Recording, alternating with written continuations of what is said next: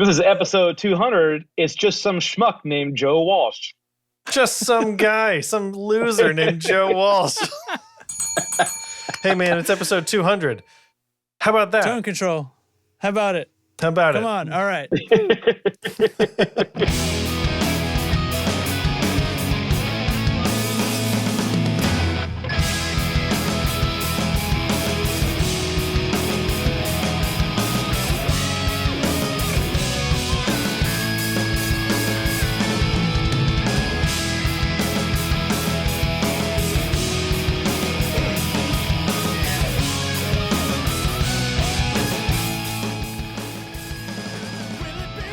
Okay.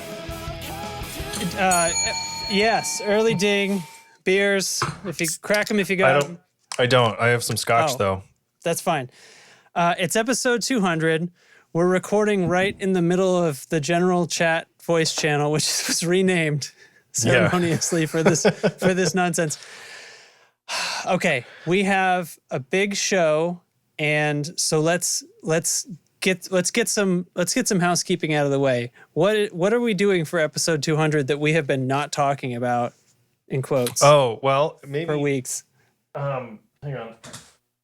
I have this. Okay. I have this. This What's is in a the box. box, Derek? This is What's in the box? 165 koozies with the tone control on them, baby. Okay. So we've been saying and on the gifts... bottom, wait. Okay. on the bottom, it says ding. Okay. And hang on, I gotta move this. We got stickers. We got picks. Well, it goes that way.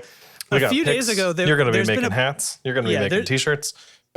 We've been talking about these care packages we're going to send out to all the patrons, and this is what's going on. This is our stealthful reveal. The patrons are. These been mailed out? No, I guess we still have a box. No, they have not been mailed out.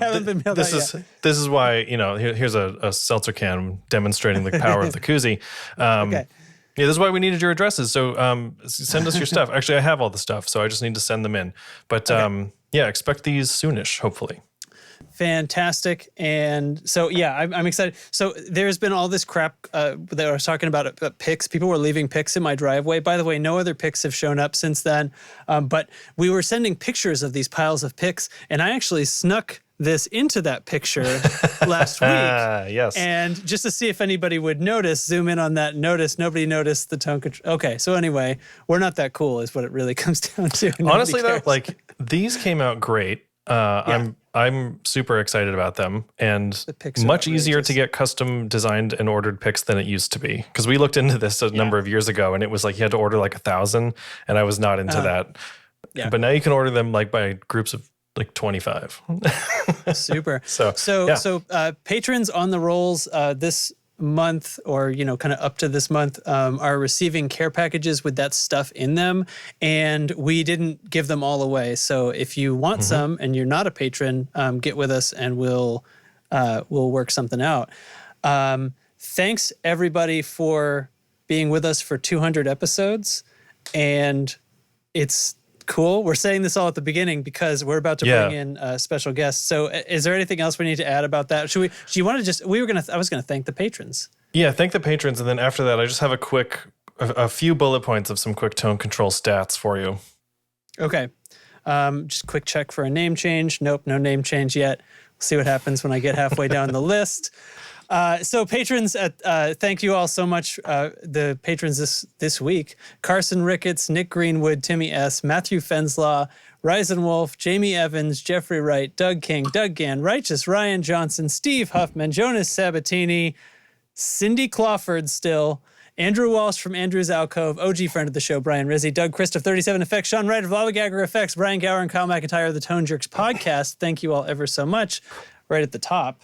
Yeah, Derek. For real, like this show, to do 200 of anything is a lot. And I'm really super grateful for everybody who's been supporting the show. It occurs to me every time it dawns on me, we should have started a Patreon a lot sooner, but that's okay. But this is a ton of fun, and I love doing it, and I love that you're here listening. So for episode 200, I went back through our old show notes and I thought, Okay. this could be fun to just, the early days of the tone control. So the first episode was recorded on August 27th, 2013.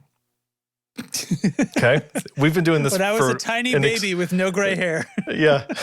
And we talked about the TC Electronic Polytune 2, of which there's now a third iteration, right? Yeah. It says in the notes that we were thinking of making it a burner episode, which we did not do. So you can go listen to that. Means throw it away, right? Yeah. Yeah. So in episode that's what wise 4, people would have done. Right. In episode 4, we talked about the launch of Victory Amps, which is now like an institution. Mm-hmm. In episode 5, Strymon released the Big Sky. Again, something you see everywhere. And we were like, check it out. Strymon's got a new pedal. It's called the Big Sky. Episode 7, we talked about Gibson moving to a model year format, which is still dumb. And they said at the time, quote, the new serial numbering system enhances collectability. Still dumb. Still garbage. Absolute trash. In episode 10, we talked about the launch of the Axifex 2 XL and how far we have come since Axifex 2. My goodness. And episode 11, recorded in February of 2014, is when we started with Pedal Genie. So, thanks to Pedal Genie. As always and forever. Yeah. Yeah. In fact, I'm going to throw them. Thanks to Pedal Genie for sponsoring the tone control. Visit pedalgenie.com and start your wish list today. No, we're not going to spend any time on pedals, but we wouldn't want to neglect the Pedal Genie ad. So we'll take a little break at some point and take care of that and fill the chat with butt gifts, as is our way, the song of my people. I have a little story about the Pedal Genie thing for this week, so we'll do the butt gifts during that. How about that? Okay, sounds good. Without further ado, shall we? Yeah. Shall we? Push the button. Shall we? All right, here we go. So, bam. And now there's there were a three third of us. A third tone controller arrives. Doug Cower of Cower Guitars, welcome. How are you guys doing? 2013 really was your first one. That's amazing. Yeah, we do every other week, so it takes a long time to get to 200, but it's a long time. Props to you guys, man. That's thank you. That's a long time. I think we started in what am I at now? Not honestly that long before you guys building guitars, 2009, 10. So yeah, believe me, I know how long and tedious 10, 15 years of the guitar industry is to talk about. Yeah, and that's why I wanted to go through the notes, and I was like, the Big Sky, that's been out forever, right? Yeah. And here we are like, it's so new. Look at all these presets. The Big Sky has been out for so long that when I realized there was pedals other than a tube screamer, I just assumed the Big Sky had been out since the digital age. It's been out that long. I didn't. Well, thank you so much for joining us. I'm so glad to have you here and talk about guitars and guitar building. We've had a bunch of guests over the years, but they've all fallen under either musician or pedal builder. And we've actually never spoken to a guitar builder before. Mm-hmm. Well, you still haven't. Doug has left the chat. And out. But yeah, I'm really excited talking to someone who turns piles of money into guitar-shaped objects. I don't know if I give credit beyond that. Well, I think that counts. All right. Well, it's great to meet you, and we've been talking for 10 minutes because of our little setup and stuff like that, and then we just cut away. But hi, I'm Justin. I know. Anyway, welcome. It's awesome for you to have you joining us, and I hope we're gonna have a real good time here. Derek, who is kind of the brains around here, has sourced a lot of awesome questions, and he kept prodding me to add my own questions. Yes. And then we got too many. And I was there definitely would have been, if I could think of any that hadn't already been thought of by either Derek or our lovely audience, then well, whatever. Sure. I'm gonna turn it around. I'm actually really smart. I just like to fly from the seat of my pants. So yeah, that's what I do. So we put the word out to the listeners and to the audience in the Discord and everywhere, to send in questions about guitar building and about Cower and all that. For the folks that are in the chat tonight, we want to let you know you can come off mute and ask Doug a question yourself or just like say hey or whatever, but we have like a hand raising system because we don't want to, we have to take you off mute. So if you have a question, send a GIF in the chat of someone raising their hand. That's all we need. And then we'll know, we'll tag you when there's a good spot. We'll pull you in. So I think I want to start with the questions from the Patreon supporters. Okay. Instead of my questions, because they're better than my questions. So First from one, what's Patreon. a guitar? From Patreon supporter. Yeah,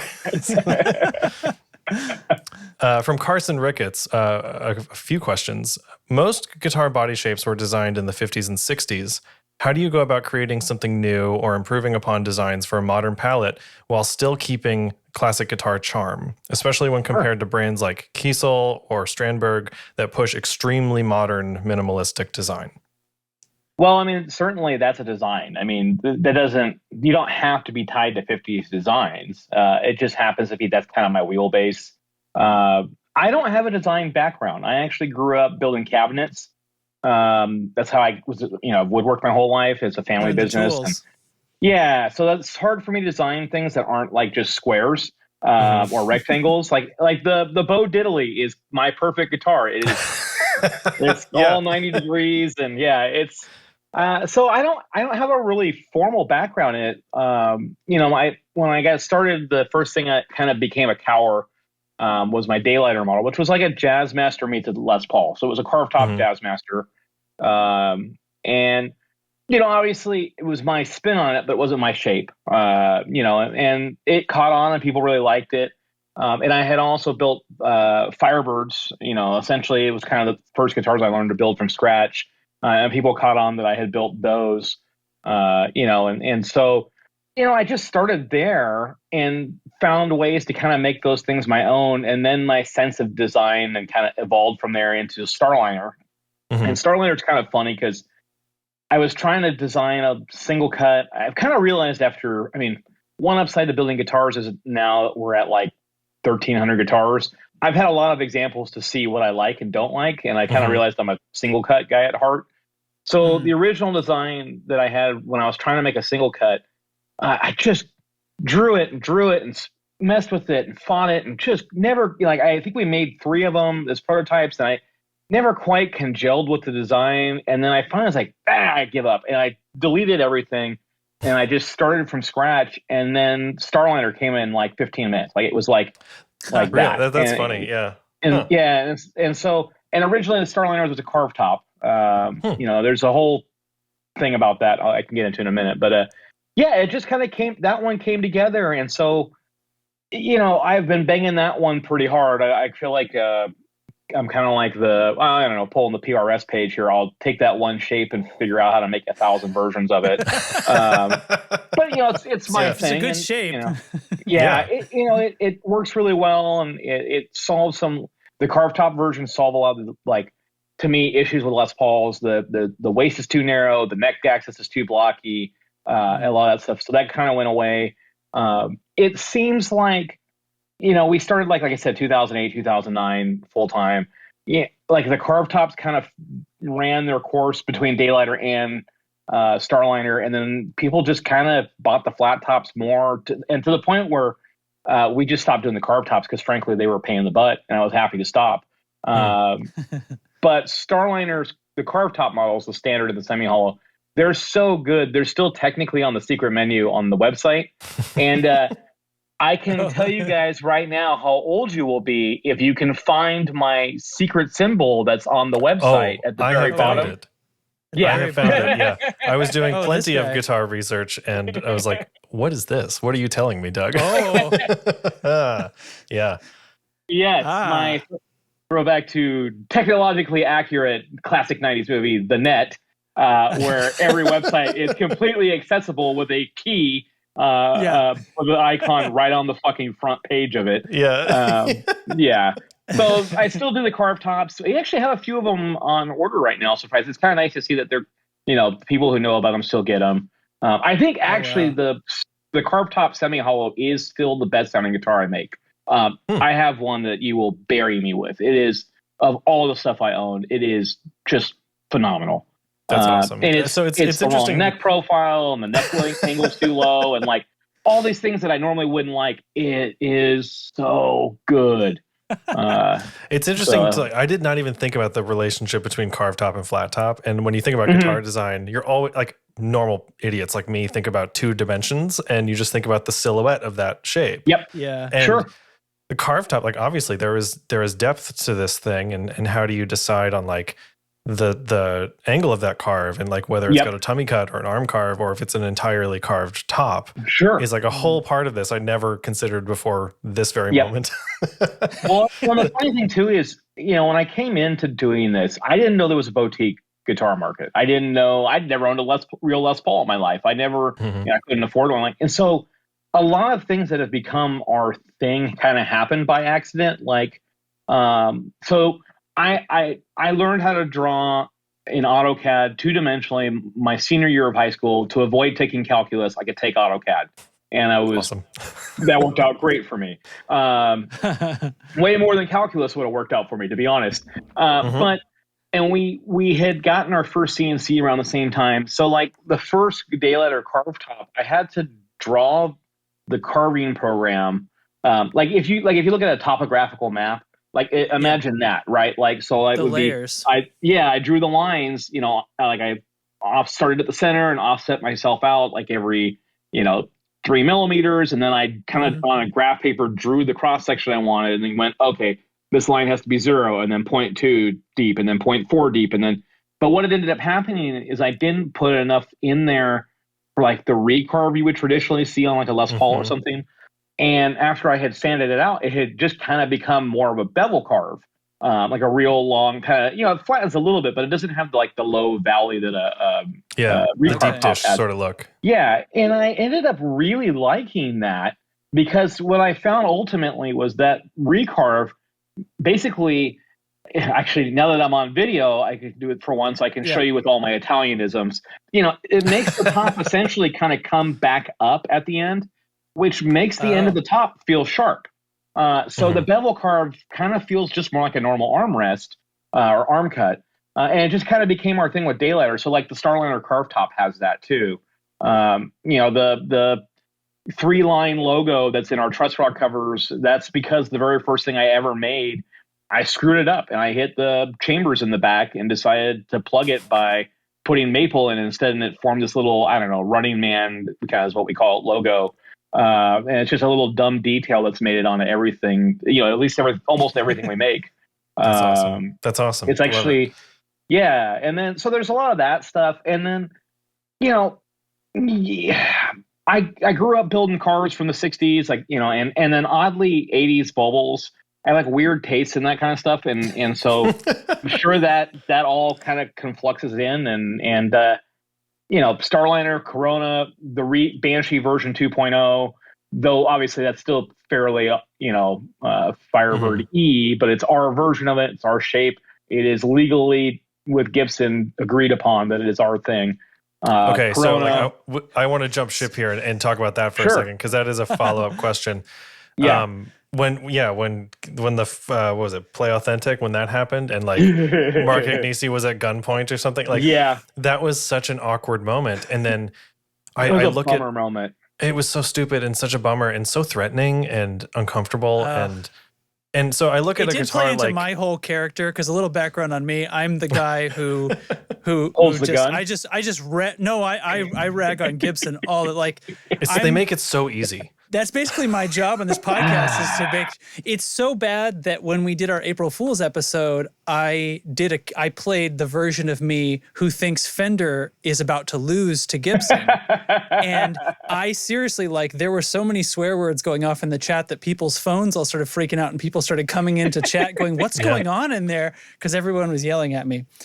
So anyway, so I look at a guitar I look at something like the Banshee though, and like if you're gonna buy a Firebird type guitar, that's on the short list for sure. Like Gibson is not on really the list anymore, and that's really interesting for me, I guess. Like these are fucking awesome, and it's kind of the Firebird you need, right? So yeah, tell me, have they approached you? Have they said anything about? No, we had a whole thing.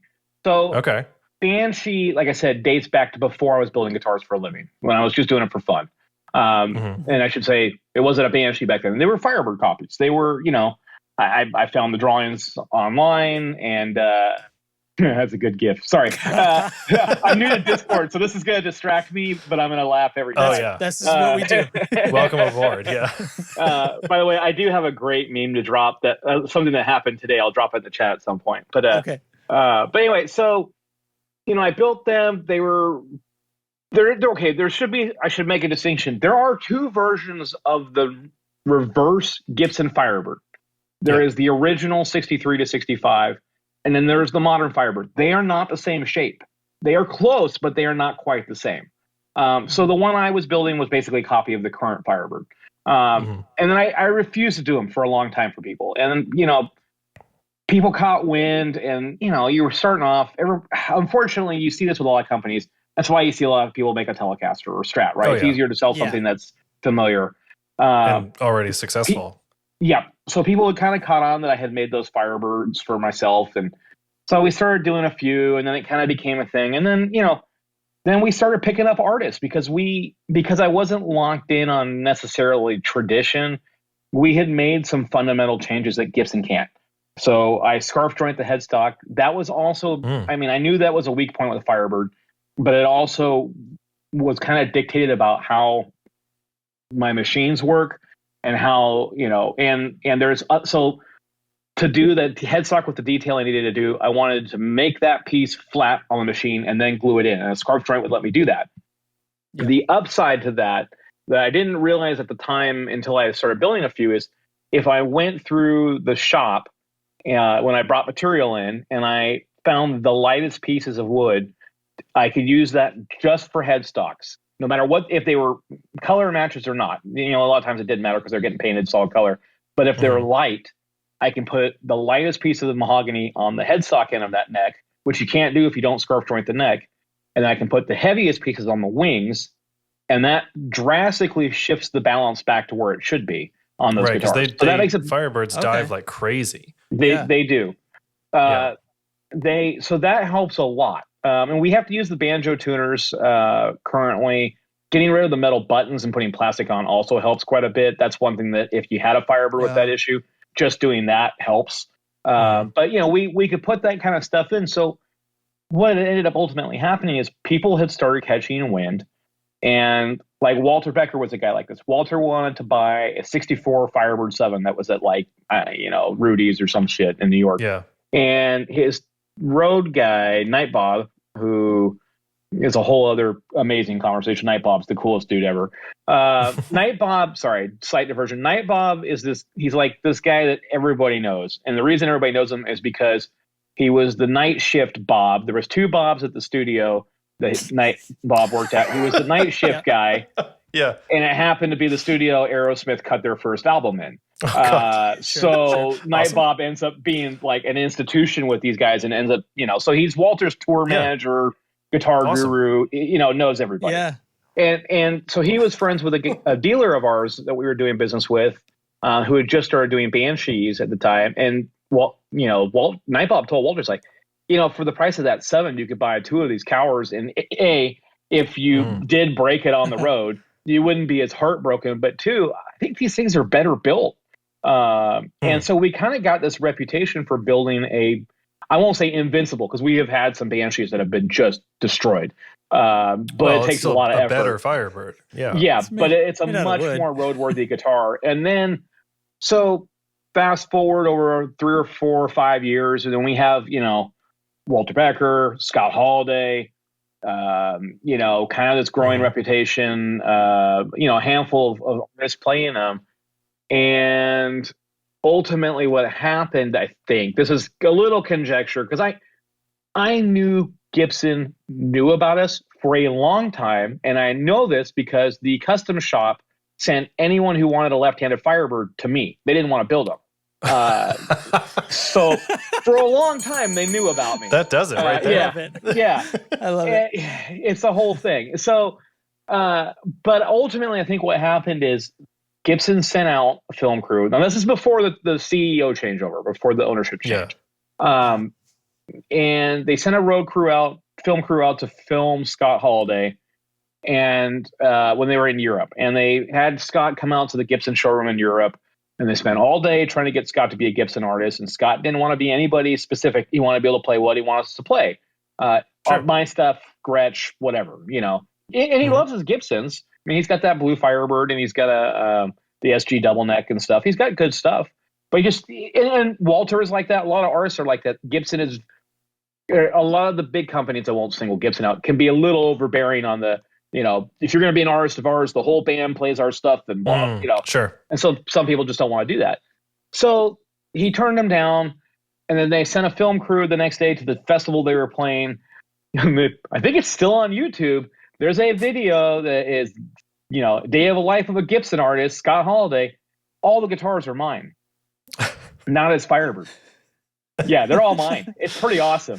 That is awesome. It's great average. Yeah, and so that happened, and then a couple days later, they had like a concert they had filmed in Sweden that had aired on, I think it was Palladia, was the cable, what MTV used to be kind of music station we all had for a little bit.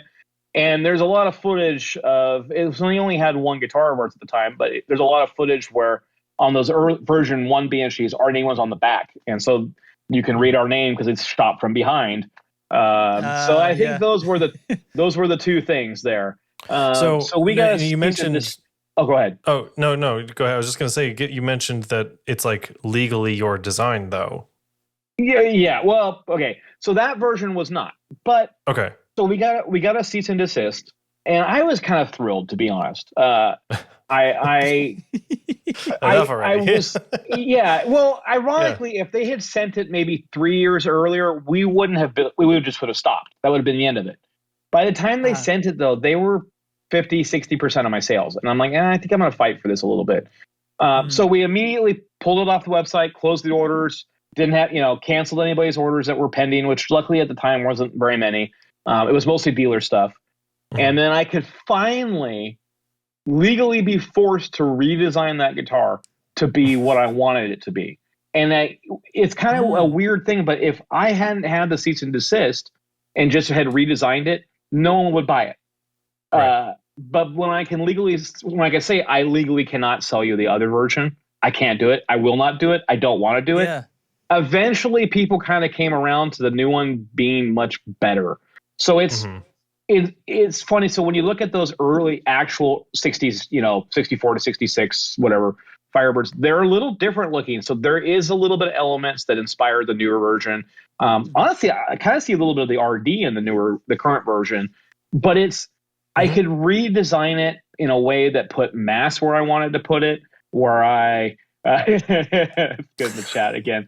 I did take it personally. I could move the mass around my guitar where I want. I could fix stupid little things like just spacing the controls like another half an inch apart, further apart from each other. Yeah, I noticed the spacing different. Yeah, makes a world of difference when you're trying to wire those things. And then we also quality of life You're not stuff. even talking about playing the guitar. That's the thing. Yeah. You think he's going to go, oh, it's going to feel so great with the knobs in a different. He's like, no, screw you. I have an easier my time. life is easier. Well, and anyone who's a tech on the road who has to fix one of these things is very noticeable about it. And it does if you like speed knobs, you cannot put speed knobs on a Gibson Firebird. They are way too tight to each other. You can't fit. I mean, I don't have huge fingers, but you can't fit in between it. So you can't get your fingers between them. Yeah. That little extra room. I don't like speed knobs, but at least now that's an option now. And then so the thing with copyright law is it's a couple different things, 3 different things really that we had to jump through. One, the thing that ultimately saved my butt was when I had first started selling Banshee version 1. I had a dated stamped. A chain of emails with our trademark lawyer. And we had looked, there was no trademark on the name. There was no trademark on the shape. There was no trademark filed on the headstock. There was nothing. There was 0 trademarks on a Firebird. I actually, in that email chain, joked, maybe we should trademark the name Firebird, LOL. Oh my God. Yeah. Like the guy who bought the google.com URL when it went up for renewal. Yeah. Or Adam from Satellite Amps buying the Coronet trademark. Right. And then having that whole thing. Yeah. That's the whole, ironically, Adam and I have the same lawyer. So Yeah. So that's your fault then. I should have bought the name. I should. Oh man, could you imagine? Oh God. Or really made it worse. I don't know which. But anyway, so I had at least been able to establish that when we started to have to get a little bit more serious with Gibson, when we were going back and forth. Hey man, you didn't file shit on this thing, and you guys set the legal precedent that if you don't file, tough shit. Right. Yeah. Follow your own rules here. And So what had happened is ultimately when they came after us is because having learned their lesson with PRS, Gibson has filed very bland, like very vague trademarks on anything and everything, shapes, names, details, logos, all of it. And so we were in kind of that grouping of like, we could have, if we had the fiscal resources, or let me rephrase it, if I wanted to dedicate the fiscal resources, we could have fought that and kept that trademark from going through. And ultimately, what had happened was we kind of threatened to do just that. That we had the legal standing to do that. So that was part of it. The second part was, in order to be a trademark violation, obviously you have to show that you cannot easily pass it as the real thing. Yeah, or right. I've heard there's like a confusion of the consumer, right? If a consumer cannot tell the difference, right. So it's not just that, but in our case, the ability to just like, okay, if we built a Flying V that was identical, and we put, like a Flying V is a perfect example of this because their logo, Gibson's name, is on the truss rod cover. So if you go buy an Epiphone Flying V and put a Gibson truss rod cover on it, it's damn hard to tell them apart. So we had to make changes to our model for a number of reasons. To require that guitar that you would have to take a jigsaw to it and do physical changes to it to get it closer to the real thing. That you would not. That you would fundamentally have to completely destroy that guitar and rebuild it to make it pass as a Gibson. So that's fascinating. Even though it's not really in their trademark, we don't do the trapezoid inlays. We don't do the bird emblem on the pickguard, which we never use their bird. We use the first gen Pontiac Firebird emblem, which ironically, Banshee is the original name for Pontiac Firebird. So that's kind of how that whole thing started. We don't use a bird on the pickguard. Yeah, the spacing on those controls makes a difference. You would have to plug all those holes and re-drill them all. All four corners of the guitar are different. It's got a different waistline. It's got a different headstock. It's got a different. So it's in the family of inspiration, but it is our thing.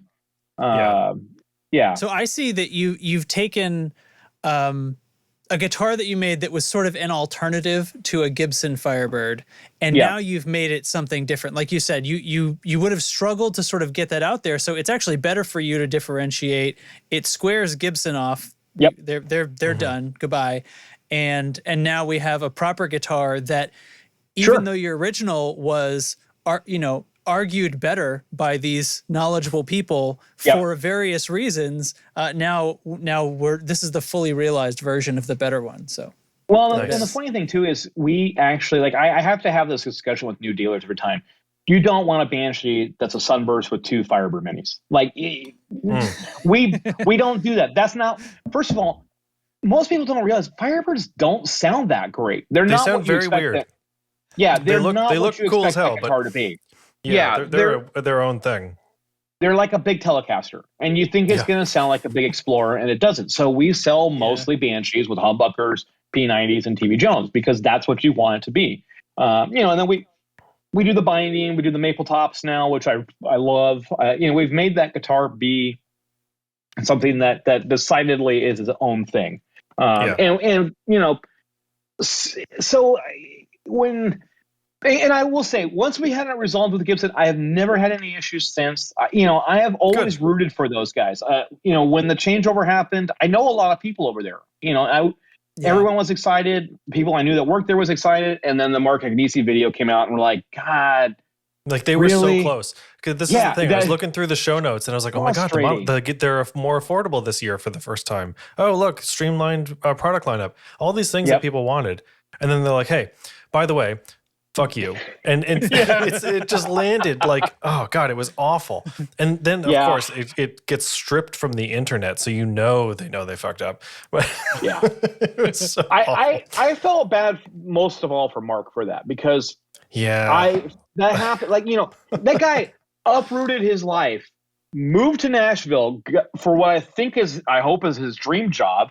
And then was forced to do that. And like in the first month, and you're like, what the fuck? Like, did they brainwash you? Like, there's no way anyone believes this.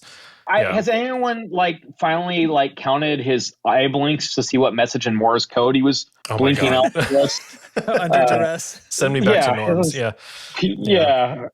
Some POW stuff. So it's frustrating because, I don't get me wrong. I mean, I had this discussion on other podcasts. One, I want them to do well. I always do. I don't want them to do poorly. I want people to have their jobs. I want the brand to do well. When they're doing well, we all do well. And, I am a fan. I genuinely, there's that little 1% of me that's always like, hey, what if Gibson called you right now and said, come fix the ship? Would you go? And yeah, I'd go. That's they wouldn't like me, but I would totally go. Their Firebirds would all start looking different. They would surprise Firebird 3.0. Yep. Oh man, that's bring awesome. Back though. Firebird X. That was the best thing you guys had. Yeah. So I want to hit some other questions here. Yeah. Sorry, that was very long-winded. No, it's fine. It's great. This is two questions, but I'm going to sort of roll them into one. Have you had any really odd requests when building a guitar? The asterisk on that for me is there anything you've had to say no to? And / what is the coolest extra that somebody's asked for? Yeah, it was a Firebird. He already explained that. Right. So I guess in the current format, if someone come in I want this and that, and you're like, I'm not doing that. That doesn't work because of this reason. I definitely have. I've had to say no when I get a lot of requests for a non-reverse Firebird, and I've been down this road once with one. I'm not doing it again. Also, Daylighter was kind of our non-reverse Firebird. Like a Daylighter Express was Jazzmaster shape, which really, let's be clear, Fender threw a hiss fit when Gibson made the original Firebird and said that's too close to Jazzmaster, which seems odd. And then they flipped it around and made it a Jazzmaster and whatever. I don't want to do that. Most of the big no's are like, hey, I'm not going to build a Telecaster. No, I'm not going to. I've done enough of that stuff. I'm not going to do somebody else's design. I've done a few other stuff in your lineup though, like the Corona, you can get with a Tele style bridge, and that is exactly Tele adjacent, and it will achieve that sort of thing for that sort of player. But it's a better Telecaster, totally original design too. So you're kind of getting the best of many worlds with that. So I think the big ones for me is I don't do real custom inlay work. It's just not my strong. I don't do. Our inlays are very simple for a reason. I'm going to do one. I have a very good customer who wants me to put letters on his fretboard. Oh, and normally that's right at my upper limit, because at least they're kind of blocky. The people who do Ron Thorne or any of these people who specialize in inlay work, that's not our thing at all. I don't have that skill set. I haven't had to do a Floyd Rose yet. I've been pretty good about dodging that bullet. It may happen eventually. I've got you heard it here first, everybody. Ask for Floyd Rose guitars. It's been asked, and I've said no. I get a lot of that. I get oddly a lot of requests for semi-hollow Banshees, and I have to remind people that's the worst idea you could have, because now it would probably start to neck dive again. Yeah, it would flip. The one I should have said no on. And I did actually say no. Oh, this is kind of a good story. So Scott Holiday texts me one night, and I love Scott. Scott's also been trying to find ways to push the boundaries on what I'm willing to do, and it's a little exhausting. He actually sent this question in. Yeah. Oh, good. He texts me and he goes, "Hey, man, this is how it's always every guitar of Scott's is exactly the same story. Hey, man, we're about to go out on a tour, and I just realized that I have to use this one guitar on this. I use it on 2 different songs, but it's in 2 different tunings. Can you make me something in some impossible time frame?" I'm like, ah. But this text was, "Hey, man, I just realized that we're going out on the road in a little bit, and I have 2 songs that I play the 12-string on. and they're in different tunings. Can you make me a super chief double neck? And so my reply was me screen recording me blocking his phone number and sent that back to him. And then I thought about it for a little bit, and I was like, and yet, here we go. Yeah. Like if you, that's the story. Page. Yeah. So, and like, that so one was, this must be like an adventure in how the hell am I going to do this? And I mean, it looks amazing. Like if you presented this to me, I'd be like, this guy knows how to make a double neck, like full stop. Oh, man. I would not have asked any questions. It's my first double neck, my first semi-hollow double neck, obviously, my first 12 string. There was a lot going on with that guitar. That guitar is massive. It is, because, and it's kind of one of those things like Scott and I have this little tug of war because I am a very practical person. I like to err to the side of practical, and I kept warning him, like, dude, this thing is going to be huge. And he's like, yeah. He's like, but I really hate the double. Yeah. I really hate double necks that are squished down. I'm like, yeah, but they're squished down because they're going to be huge.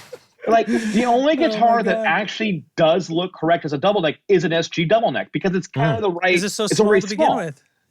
So it kind of works. But this thing is like 19 and a half or 20 inches across the bout. Like, it is massive. That's a big guitar. And then, I'm trying to design the 12-string headstock, and I don't like anything. Yeah, it's like the slotted peg head design, which is beautiful. Scott was like, what if we did like a Rickenbacker? And I'm like, fuck you. Why'd you have to say that? And so I laid it out, and then, he's like, well, what if it has the curves from the other headstock? And I'm like, but then none of the tuners will fit. Yeah. And so I had to figure all that out, like all of it. That's insane. Yeah. So much In the end, the guitar is incredible. It's unreal. So I did two of them because the body was actually not all that difficult. More of the effort went into the 12-string headstock and praying that when I put it all together, it didn't fold in half, or and it hopefully worked. Collapsed into a black hole. Yeah, exactly. So I built a second body at the same time, just in case. And so the first one worked out. I got the second one done. I took it to NAMM. Scott saw it. He tried to get it, and then I told him the price tag, and he said, "Well," I'm like, "You already got yours. This one has to pay for yours." And so, I'm like, it's two guitars technically, but it's really three guitars worth the effort into one guitar. And Super Cheap's like $4,700 to start. So times that by 3, and we'll be in the ballpark for what this is going to be. Not to mention the pain in the ass factor, right? Like there's the extra, like this was just a lot of work. Yeah, and I'm never going to do another one. Like it's just, so, well, I hope I'm never going to do another one. Scott's already rumbling about another one, and I haven't answered yet. But the other one would be baritone and regular, and that actually won't be nearly as difficult. That'll be fine. So, because actually, I'm doing a baritone Super Chief for Scott literally right today. I saw that post. That was very cool looking. Yeah. Oh, by the way, folks, if you're not following Cower Guitars on Instagram, you're fucking up. So go fix that. It's really, really where we do everything. I love it. I love guitar Instagram these days. So, have you found any combinations, whether it be paint or parts or hardware or whatever, that has worked really well that has surprised you, such as or pickup combinations, whatever? Sure. So all of our set necks are built Spanish mahogany necks, which is our renaming of Spanish cedar, which is the actual trade name for it. Spanish cedar is not Spanish or cedar. It's South American mahogany, cousin of Honduran mahogany. It's got the worst name ever. So we universally renamed it because I got tired of explaining that it's mahogany. Mm-hmm. So I got turned on to that by Juho Rakongas. He's a Swedish builder who I love. Pretty early on, that became the de facto sound. That is our thing. Like that is the sound for Banshee and all the set neck stuff. Mm-hmm. Especially like Banshee, it like Powertrons and P90s and stuff. They just pair so well with it. Wenge for our fretboards, that started because before I was doing this as a business, just kind of early days, there's one Banshee bass. I made it for a friend that he did all the finishing and assembly, and he wanted a Wenge fretboard. And at the time, you couldn't buy a Wenge bass length fretboard blank, so I had to buy an 8-foot stick. And I was really mad about it. And then he's like, "Oh, you're gonna love it. You're gonna love it." And I was like, "Fuck you."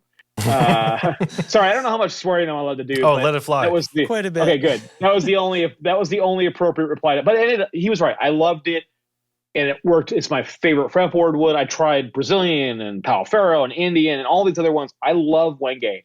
And then when the restrictions hit about exporting from the country, we were clear sailing. There was no restrictions for us. I really don't like working with endangered woods if I can.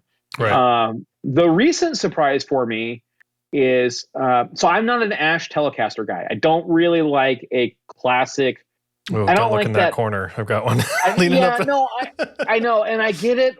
You know, like I know why people like it. I don't like that like blackguard, real twangy telly thing. Like I like it. Like if so for me, like I don't mind an ash telly with like a Lawler J Street and a humbucker in the neck, something with a little bit more heat. That's fine. The surprise though, and we've just started doing these, is the all ash thin line Coronas are killer. They sound so freaking good. I really don't need another Corona, but I might need another Corona. Like I if I didn't have two guitars going for myself right now, I would probably add a Corona thin line to the mix, which is odd because I never get to play guitar anymore. So, interesting. But it's killer. So that one really surprised me. And then inverse of that, I grew up playing Strats. I had that's a Corona thin line. That one has a maple top, but it's beautiful. Same thing. Yeah, and that surprised me because the way we do Corona, it's got such a big bathtub route. There's not a lot left to kind of hollow out on that guitar in the grand scheme of things, but it ended up being a drastically different sounding guitar done this way. So I'm really excited about it. Awesome. I love Coronas. There's a whole backstory there. But I like the design. I like that deep cutaway. I think it's a good look. If I was going to buy a Cower today, it'd either be a Banshee or a Corona for sure, or both. Yeah, let's do both. Yeah, you cover both bases with that. But that's been a good combo. Ironically, the Electroliner, which is not on the website yet, it's the Stratty model that I've been kind of messing with for a couple years that I'm finally happy with. The ash ones of those are just great sounding, and I never. Same boat. I never grew up like I played my dad played guitar, so I grew up with a real nice, I know it sounds weird, but a real nice 74 Strat. That's always been a real killer. I had a really great Alder made in Japan 56 reissue that I played from when I was like 15 on. I've had a lot of Alder. Cool. Yeah, I've had a lot of Alder Strats, and I never really played an ash one that I liked. But I think we found the right neck, wood, and pickup combo that is just flooring me for Electroliner. I really like those ones. So that'll be, I think, would have been our NAMM January release. I think I've got a stack of them going right now. So I'm excited about those. Awesome. So let's see. I think those are all the questions from Carson. Got a couple of questions from Patreon supporter Eric Garibaldi, also known as 40 minutes Catrick I dedicated to one guy. Sorry. That's okay. No, you're good. This is great. No, not Catrick Stewart. Right now it's Cindy Clawford. Oh, sorry. Cindy Clawford, not Catrick Stewart. My changes apologies. his name a lot. This is sort of a business question. How do you focus on getting your guitars into the hands of as many players as possible and like landing on the pricing balance and the feature balance and like all of that stuff? Because these guitars in this range, they're expensive. Like they're not for like just sort of weekend players and stuff. So like what is what is the thing there basically? So artists, we've been very fortunate. The first guy who ever played my stuff was a blues guitar player named Michael Burks. And he got an early, like first 30 guitars of mine, guitar. Wow. I approached him. I went through, I found his management email link on his website and was like, hey, he's coming through town. I'd love to see if he'd like something. That happened. Scott Holiday was kind of a similar story. I had a customer email me the Pressure and Time video, and he's like, hey, man, this guy plays Jazzmasters and Firebirds. You should hit. Googled it. I was trying to find a way to get in touch with them, and he had done an interview with my buddies at Gearphoria. So I emailed Blake, and Blake put us in touch. And then it turned out Scott and I had already talked. He bought the blue like kind of a couple years before Rival Sons became a thing. So like So that one was kind of simpatico, and we as much as I bitch about Scott, we're really genuinely pretty great friends ever since. And then there's things like Walter was, he was a friend of a friend, because I live in Sacramento. Sacramento's not like the big music hub of California. Like Sacramento's claim to fame is we're 2 hours from the beach and we're 2 hours from Tahoe, and that's it. Like we're in the middle. We're the drive-through town. So we don't have, like, if I was in LA or Nashville, it might be a different story. But a lot of this has just been A, being around for so long, B, showing up constantly, guitar shows, whatever. But a lot of it's word of mouth. My absolute favorite story like this is we got an order. So we do dealers, but we also do like custom direct ordering through our website. And it's pretty rare that I get a direct order.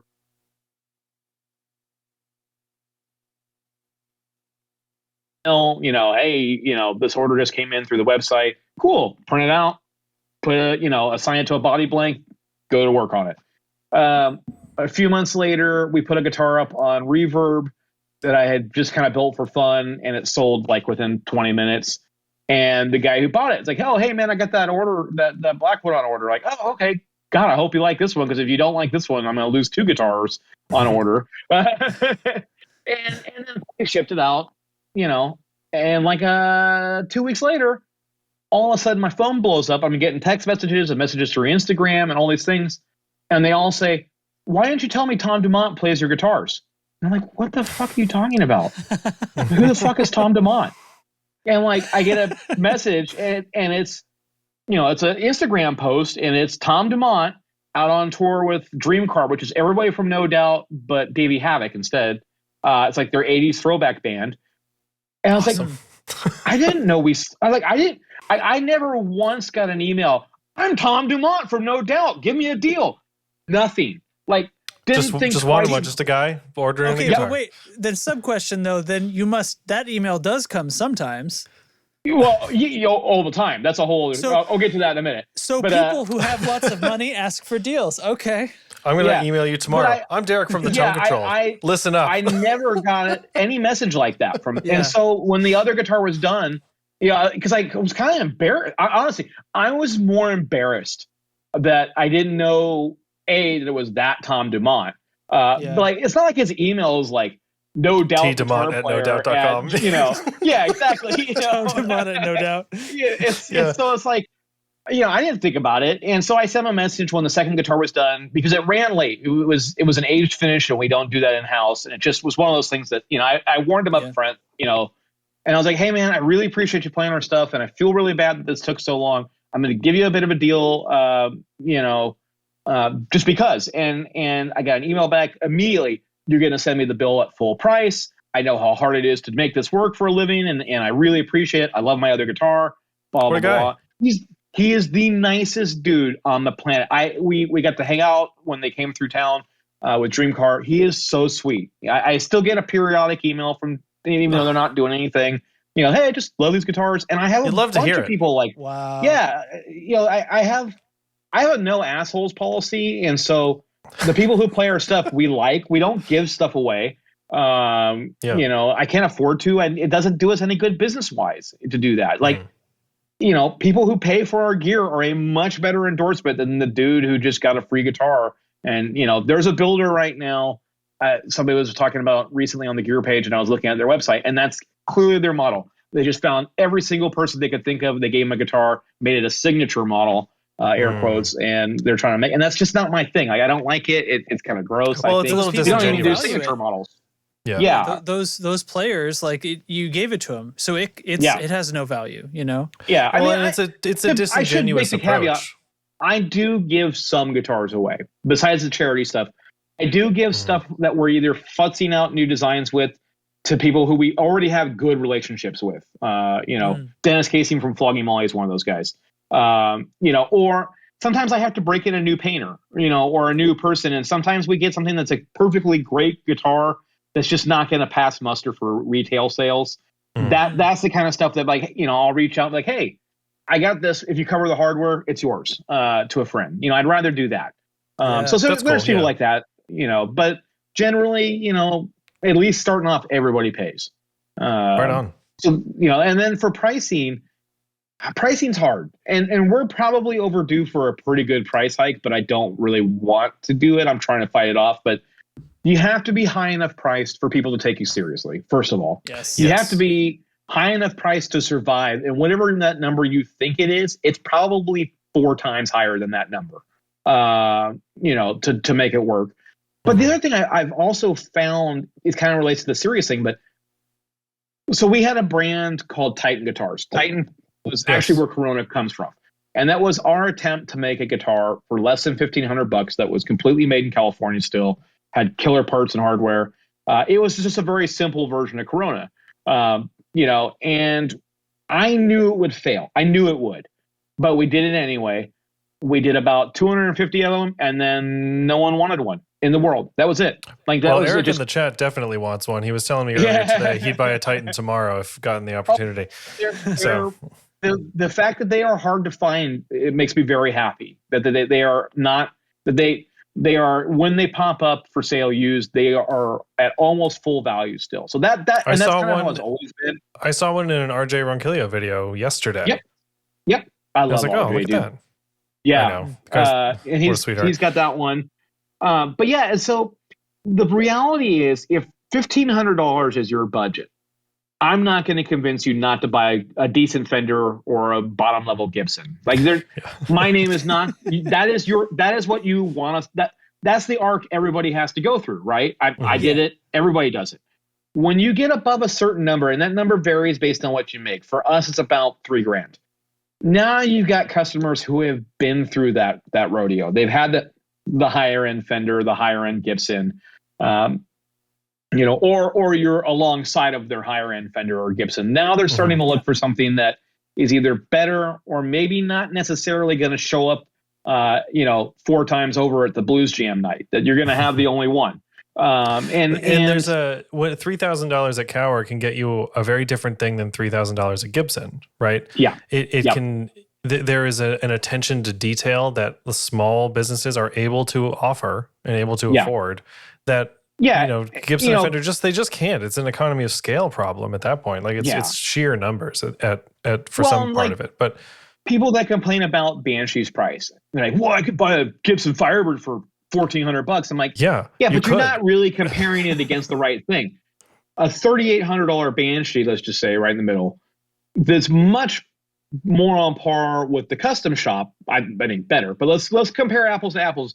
A custom shop historic Firebird is $7,000 or $6,000, and that's when they're competing quality wise with what you're producing. Well.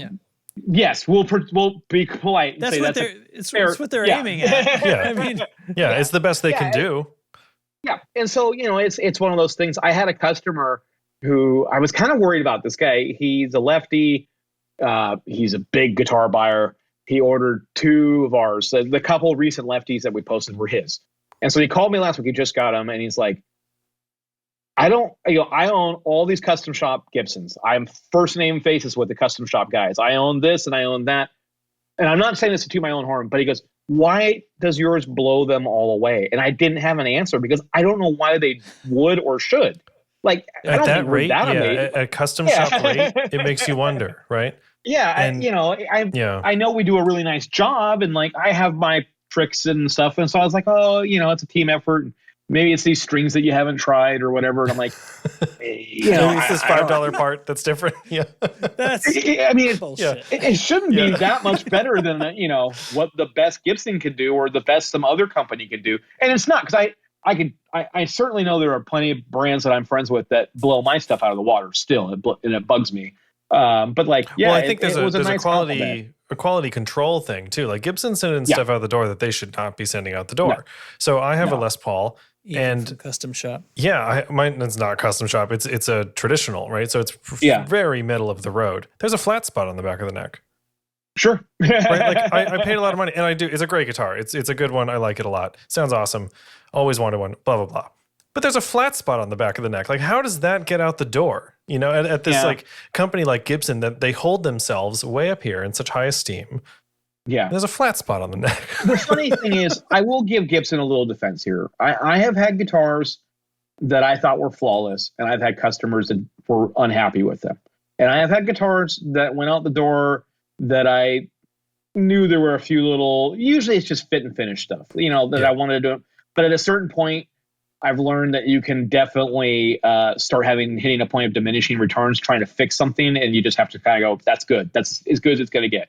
I've built 1,200 cowers. Like, it's going to happen. And those people loved those guitars. I was sweating them. Honestly, the lefty guy was kind of sweating because I knew what his collection was and loved it. So sometimes you just kind of have to go, well, we can spend a bunch of time and effort to not make this really any better, or we can just hope the right person ends up with it who doesn't care. I know it's a bad model, but when you're doing 500 guitars a day, that tends to be the mindset. And even me, at 4 guitars a week, sometimes that has to be, there's a certain, I've got one right now that's coming back to us because it shipped to Singapore and then it sold and went to Canada, and something happened with, I don't know what happened, but the finish cracked at the joint on a Banshee, which is a notoriously difficult spot. And I'm like, it's fucking embarrassing, but the best I can do is give you a return label and we will cover it. We will absolutely fix that. If we have to refinish or replace, I will take care of it.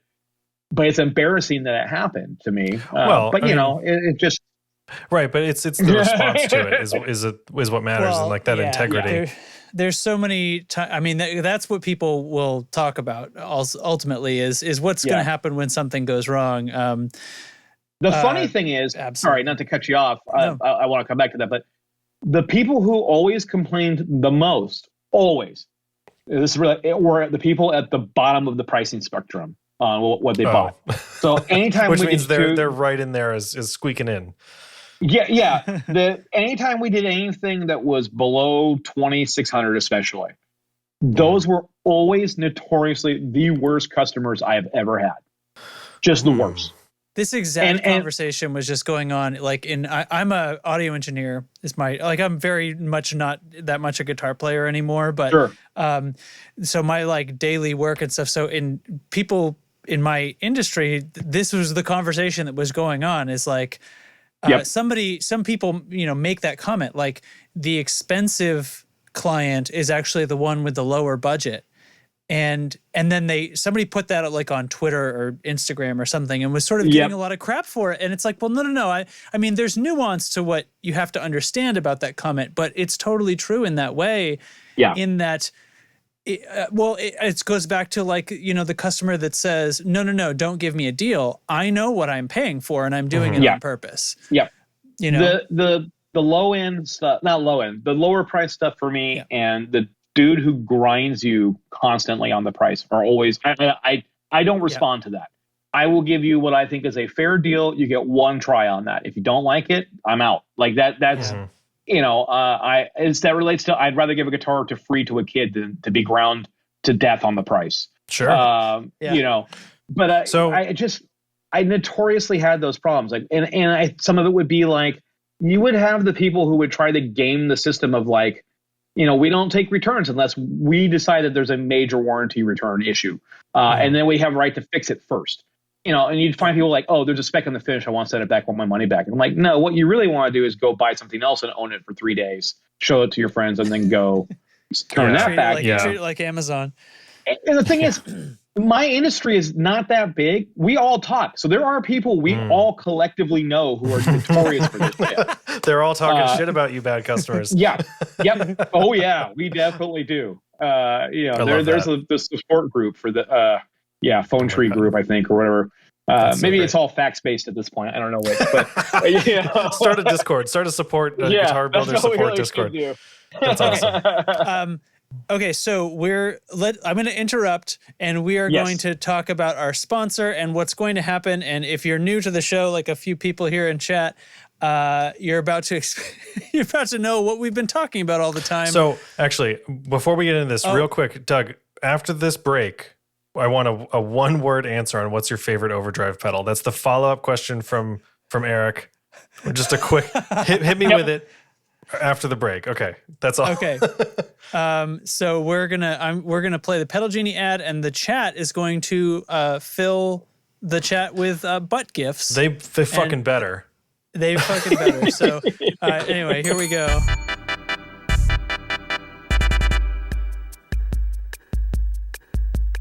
Pedal Genie is like the Netflix of guitar pedals. Rent any pedal you want for as long as you want for one low monthly price. Shipping is included and there are no late fees or time limits. With over 1,500 pedals to try from nearly 100 different manufacturers, Pedal Genie definitely has the gear you want to try. Subscriptions start with Flex at just $19.95 a month.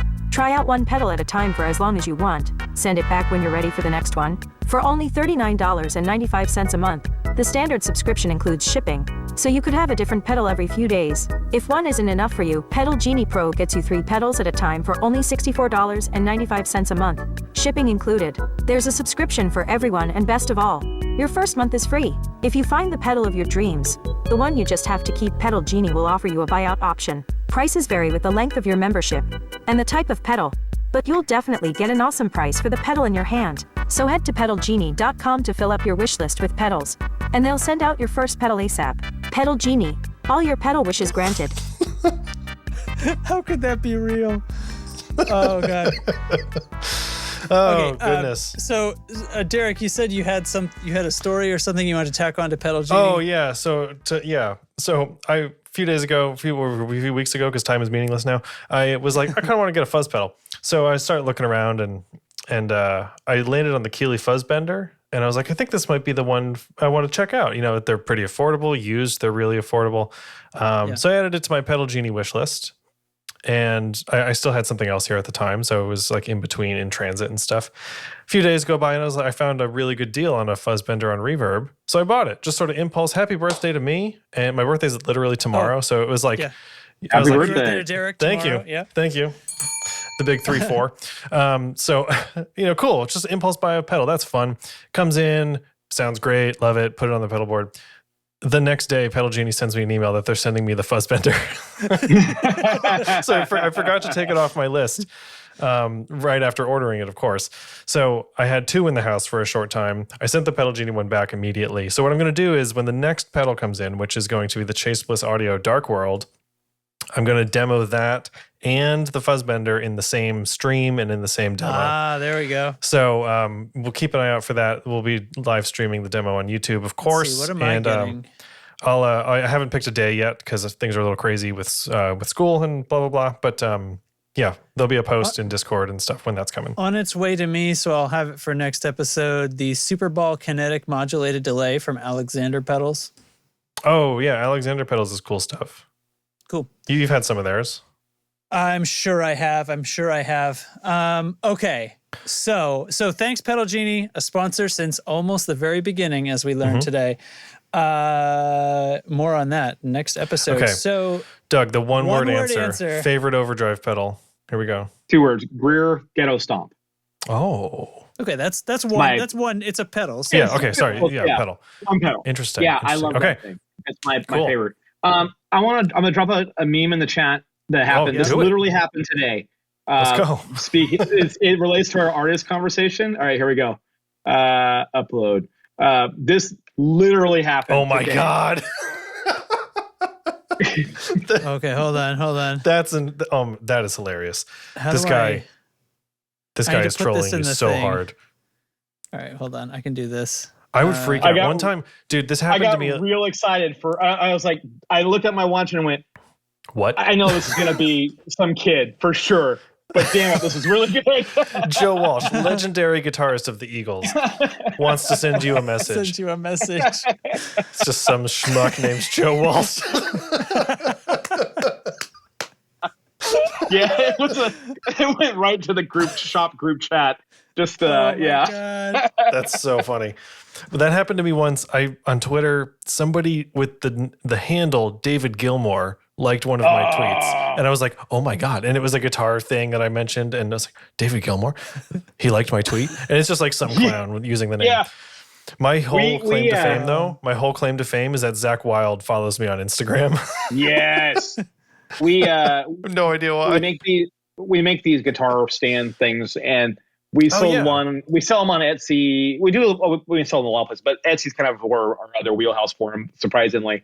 And we got an order from Jeff Garland And I'm like, please, no one bust my bubble. I want this to be the Jeff Garlin. Like, I don't care. Don't prove me wrong. Like, I'm going to hold that one as my. Yeah, it's more fun. Yeah. I'm pretty sure it was him. It was real nice house in the Hollywood Hills on Google Maps. So these guitar stands are super rad. I'm going to drop a link in the Thank chat. While we were doing the ad, somebody threw. I got to scroll past all the butts to get to the question. Hang on. Control Freak in the chat. He's asking. He says, "I'm a huge Cower fan. Can we talk a bit about roasted woods? I love the aesthetic, but I've also heard it can stabilize the guitar with less moisture." Also, he goes on to say, I play my guitar with my volume knob rolled back, and I use my overdrive to boost it back, which gives headroom. Essentially, my volume knob is almost a tone control itself. I lost my spot because I was finding the bell. Is there a mod or even an additional pot to be used instead of this so I can have both a true volume and this rollback headroom thing? I know this is probably super confusing. So let's do this in two parts. I guess the roasted wood thing. Yeah, I really like it. I was a little skeptical at first. Okay, so I started. So we do Coronas and Ash and Thermal Pine. I know the future for Ash. I know the way the road's going for that. I already know how difficult time we're having getting it, which is why we're doing a lot of thin lines right now, because a lot of it's not great weight wise. So I wanted to have an option, and the Thermal Pine kind of came up. The guy who does it is only 70 miles from me, and I fell in love with it. I absolutely love Thermal Pine. It's, to me, that's why. Okay, I don't like that Blackguard Tele thing. The Pine version, it fattens the mids. It just takes that sharpness off. And it weighs nothing. I love it. I actually. My Corona is the olive green one that's on the website. I kept it. I just wouldn't take it back to the shop after the photos on it. Like, and I have a KR1 with the exact same pickup layout. Like, I don't need two of them. I needed that guitar. It's killer. And then the roasted maple, we gave it a try. One, I just like the color of it. And when we were as we were kind of winding down Titan, one of the ways that we thought about maybe saving a little effort and time was to not have to tint the necks. The maple necks, and was if we switched to roasted, we wouldn't have to do anything. But I do find that cynical me knows that everybody in my industry likes using it, especially the big guys, because you don't have to worry about the moisture content. It is as dry as it will ever be. So the day it shows up in your shop, you can make a neck out of it. It ain't going to move. It's going to be what it's going to be. I do find it to be a little bit more brittle. You have to be a little careful. And that makes sense because you've crystallized the, sap and there's nothing. So it's definitely it's not like regular maple in that regard. So you have to be a little bit more careful about screws and stuff. The pine's not an issue. The pine's so freaking soft. But yeah, so we started doing it and I just love it. I love the way it looks. Consistently, these are the best sounding versions of those guitars we've ever built. And I don't know that I can 100% contribute that to the roasted. I also am in a minority camp of luthiers who I got fancy there.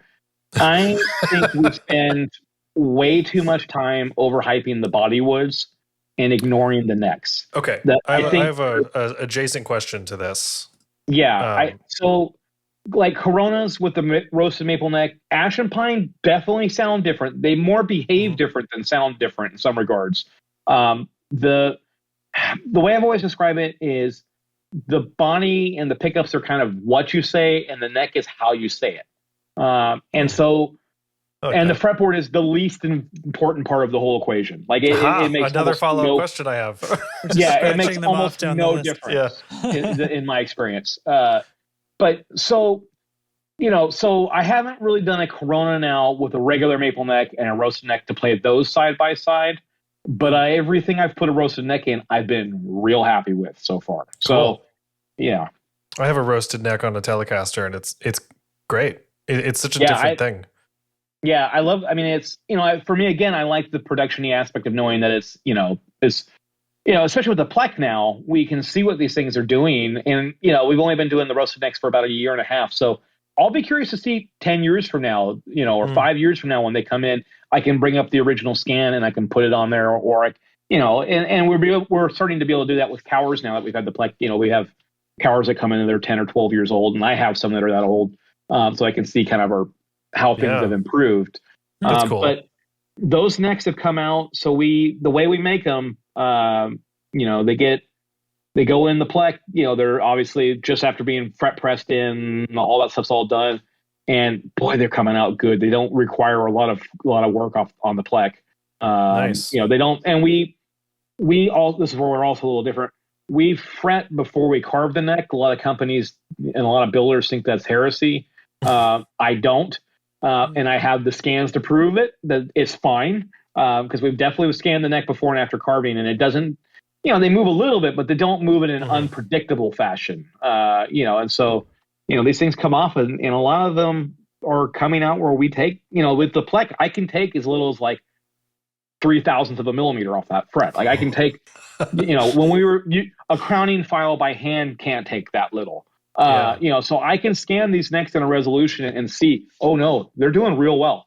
And again, the practical part of me I want that thing to be stable, and I don't want it to twist. I don't want to develop an issue down the road because the moisture content was a little higher than we, could anticipate, or, that they're going to dry out and then rehumidify and go both ways, so it works out really well. I really like it. Nice. Cool. So as my adjacent question was, I heard on another guitar podcast recently, they were talking about myths in guitar building and in guitar world and stuff. And the suggestion at that point was that maple and rosewood fingerboards make no difference, sonically speaking, and it's a cosmetic thing primarily. And I was curious, it sounds like you agree, but I'm also curious what your thoughts are on other guitar building, guitar construction myths. Sure. I find very little difference. Not that there isn't some. So the way I approach a fretboard now is I want to machine well. That's priority 1. I want to hold a fret well. That's priority 2. Like 1A and 1B. I want to. If the second one fails, they're related. So that if it doesn't machine well, I won't hold a fret well. I want it to be not endangered if I can help it. I want it to be stable. I want it to look pretty. That's like 5th on the list. And then how it sounds is 6th on the list. I don't care. I only marginally care. Because it's a very small piece of wood on the grand scheme. Yeah, and just people think because you touch it and the strings touch it, that makes it. It doesn't really. I've litmus tested. I've done I've done Brazilian, I've done Indian, I've done Palo Ferro, I've done ebony, I've done Wenge, I've done Cocobolo, I've done maple, I've done roasted maple. They all generally sound about the same. More of an issue if they don't hold a fret well. That will sound drastically different, especially if they get loose and start to develop dead spots. I want them to be stable through the widest range of conditions possible. Finished maple has the edge on that, period. And then Wenge's been real good for us. We know what Wenge does in every climate save Antarctica, I think, at this point. Cool. It's the only place I don't think a cower's been. So we know what it does, and how to machine it, and it's a little quirky, but really the quirk is only we don't do any unbound fretboards. They're all bound. And the main reason for that is it just lets us do a nicer, cleaner rolled edge. The Wenge kind of grain makes it hard to it kind of does this, kind of gets wavy in the end grain. So if you want an unbound fretboard, we just bind it in black and it pretty much disappears into it and it looks like it's part, I did try one. I've got one experiment going right now. More out of curiosity, LMI sent us some fretboards to try out that I think is thermo purple heart. I think is what it really is. And it looks like it is pitch black ebony looking. It is a dead ringer for the best ebony. So the baritone Super Chief that I'm actually building for myself right now, we tried that one on.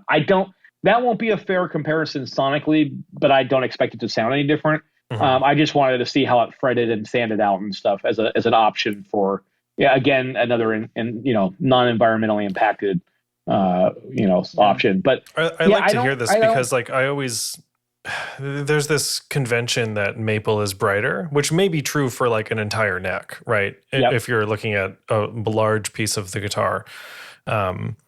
And I feel like people overlook neck, like you're saying, they overlook neck constructions, even though it is like half the guitar. Yeah, and it's the part you touch. So when I was building Strats, like I did this. I built 4 necks with different fretboards from the same board of maple, same 8-foot stick. They all sounded identical. Every single one of them. They all sounded exactly the same. If you built 5 necks from 5 different pieces of maple, that you will hear some difference in potentially.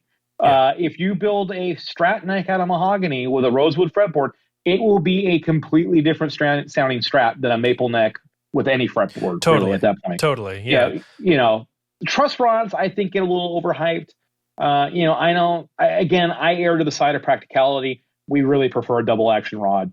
You know, I'm just not hung up on this, you know, got to be hide glue, got to be a single action rod without the condom, and it's got to be this and that, you know. Yeah, I mean, whatever. Are people claiming that the truss rod itself has a tonal impact? Because that I am convinced is bullshit. They will claim anything. Yeah, right. Because I mean, Gibson was all in this bullshit about glue types and stuff, and like, okay, I cannot prove that, but I highly doubt it. People like to argue that accurate plastics. Yeah, and I think what it does is it gives them perceived value differences on the guitar. But for me, again, get to the that's why I don't judge how people build guitars. If they think the single action rod sounds better, and if the end result is great, I'm not going to argue with them on that. If the end result is shit, period. You know, it doesn't matter if you used high glue and Brazilian and all the other stuff. It sounds like shit. It sounds like shit. That's quantifiable. How you get there is kind of not. So you know, I just don't. I don't know. I don't get hung up on it too much. Acoustic guitars, and the thing is, I think a lot of people transfer what applies to an acoustic to an electric. Yeah, body wood on an acoustic makes a big difference. The body wood is the speaker of that guitar. On an electric guitar, it's not. It's just not. So it's also the same idea of, and I said it earlier, you know, this does that. This adds something. This adds mids. This adds bottom end. This adds nothing adds in a guitar. Guitars and physics are very simple in this regard. Unless you have something active, like an active preamp, physics will not let you put energy in any object beyond that. So when you hit the strings, the strings relatively, so if you're hearing a change, it's what you're the really hearing between the two sides or something. Yeah, you're not hearing an adding of mid ranges. Wood does not add anything. Wood dampens. That's how physics works. So a guitar with lots of mids actually has lots of less high and low end by comparison. Oh, I see what you're saying. Yeah, you got to think of it sort of inversely. Yeah, you can't add energy. Wood isn't an innate, you know, it has zero kinetic energy. It cannot add anything to the equation. You can't add EQ to wood. Yeah. That's what happens. You know, even when it vibrates, it is vibrating less than the thing going into it is. The strings going, you know, putting energy into it. That's just how that stuff works. So, you know, it's much better to think of it that way. So, like for me, pine has a softer top end. I really shouldn't say it adds mids, but that's just the mindset we're used to thinking of it. You know, and then really, so then in that regard, obviously the pickups are going to be the big driver. But, you know, that's why I work with basically 3 companies. You know, our goal is, in order to be pseudo-scientific about this, is to try to build guitars that are, I say, plus or minus 5%. I really like to be at plus or minus 2%. But if I can get everything to stack up to be the wood sounds almost the same going in every time, the finish is the same, the hardware is the same, you know, the pickups are consistently about the same. If I can get that window down to like plus or minus 3%, that's great. Minus 3% is still a good sounding guitar. Great sounding even. Plus 3% is a mythically magic guitar. That's my Starliner. And I have a Super Chief that I have. But like that's one of those guitars for no explicable reason. Every little thing adds up to be just a little better or sweeter than it's hard to describe why, but that's my favorite part about guitar stuff sometimes is that like stuff just inexplicably is great. And sometimes it's the whole rig. Sometimes it's just the day. How many times have you plugged everything and you're like, this sounds awesome today? Yeah. Hey, everybody, I'm adding this in post right now because unfortunately right here in the recording, we lost Doug's audio. So there's almost 30 minutes of more of episode that we aren't able to use, unfortunately. So only the people who were there live got to see that part. But the episode was great and we had so much fun. So obviously we weren't going to try to scrap it or anything, and we'll save what was here. So that's what's going on. And at this point, we're going to skip to the ending. Damn you, technical difficulties. Thanks to the listeners for listening. Yeah. Thank you so much for being here. I had a great time chatting with you. It was an awesome conversation. Thank you, everybody, for episode 200. I'm so happy to celebrate this with everybody here and everybody in the community who's not joining us live tonight. Sign up everywhere you can. Hop in the Discord. It's free. If you want to throw a couple bucks our way, find us on Patreon. It's only $2 a month to get in here and listen live for every episode. What else? We're on the YouTube, right? We're doing the live streams for pedal demos. And this episode will, of course, be on YouTube as well as all your other podcatchers. Instagram that I don't use enough. Facebook that I may not even use anymore ever. We'll see. Kind of all over the place. Yeah, it's a waste. But hell yeah. And we mentioned at the beginning, these care packages with stickers and picks and koozies are going to be going out to patrons pretty soon, within the month of November. Thanks once again to our patrons, and we'll see you next time. I'm going to play the ending screen. Bye-bye. Bye-bye.